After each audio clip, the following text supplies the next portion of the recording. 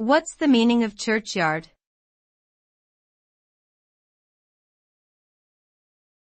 Churchyard.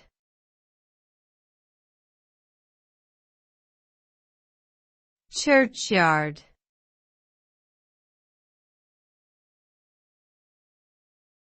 Churchyard.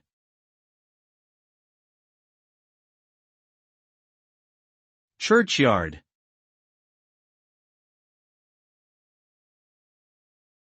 A churchyard is a piece of land designated for burials adjacent to a church. Historically, in many cultures, burying the dead in or near a church was seen as an important way to ensure they would be remembered and perhaps even receive divine protection. The term churchyard usually refers specifically to the grounds of a Christian church. Today, many churchyards serve primarily as historical sites, housing old and ornate graves and monuments. They can provide a peaceful and serene space for contemplation and reflection.